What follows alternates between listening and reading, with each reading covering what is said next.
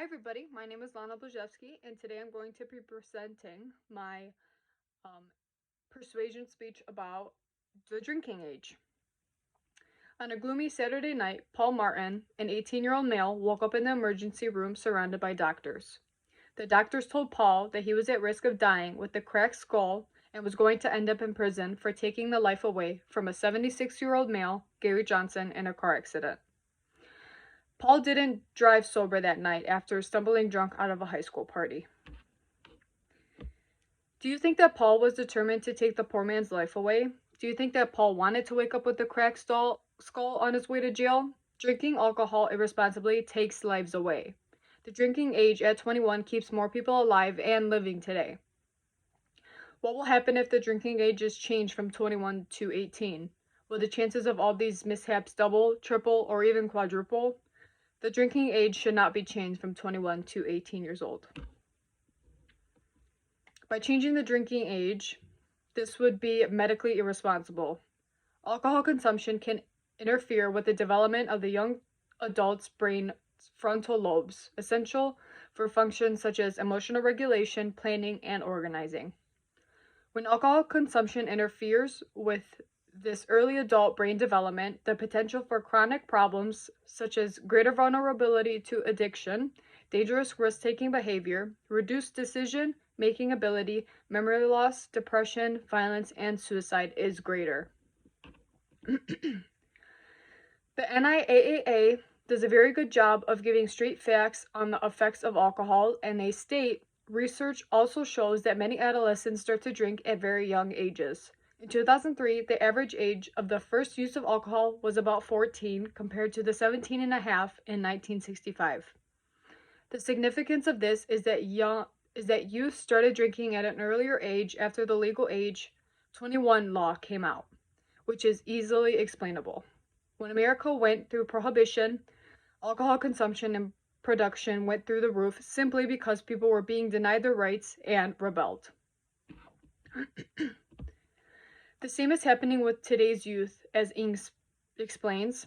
Although the legal purchase age is 21 years of age, a majority of college students under this age consume alcohol, but in an irresponsible manner.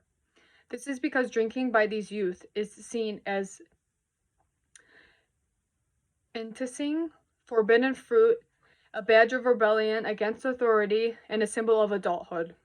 People will naturally want what they are told they cannot have. NIAA also speaks about the scientific part of underage drinking. Differences between the adult brain and the brain of a maturing adolescent also may help to explain why many young drinkers are able to consume much larger amounts of alcohol than adults before experiencing the negative consequences of drinking, such as drowsiness, lack of coordination, and withdrawal/hangover effects. This unusual tolerance may help to explain the high rates of binge drinking among young adults. At the same time, adolescents appear to be particularly sensitive to the positive effects of drinking, such as feeling more at ease in social situations, and young people may drink more than adults because of these positive social experiences. Lowering the drinking age would also increase reckless driving behavior. 18-year-olds are already inexperienced drivers. With the decreased inhibitions and poor judgment associated with just a few drinks, the roads could become even more dangerous. A 2002 meta-study of the legal age drinking and traffic accidents found that higher legal drinking ages were associated with lower rates of traffic accidents. Whether the legal drinking age is 18 or 21, we must recognize that many young adults and teens will drink alcohol, even engage in binge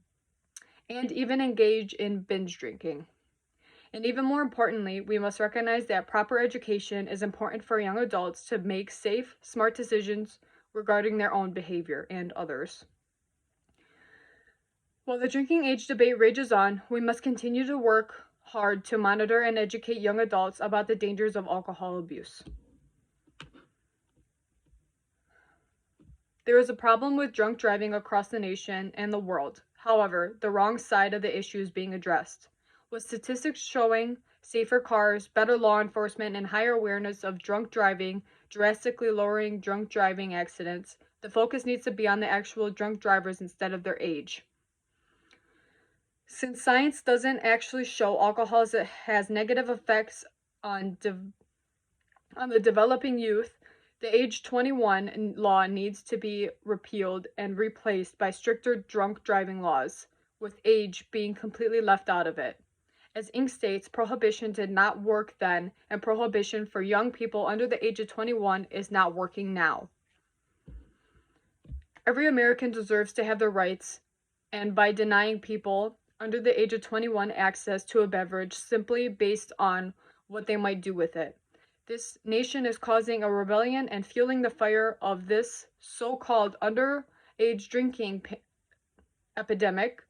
This ignorance needs to end. Address the real issue, not a misinterpreted recommendation.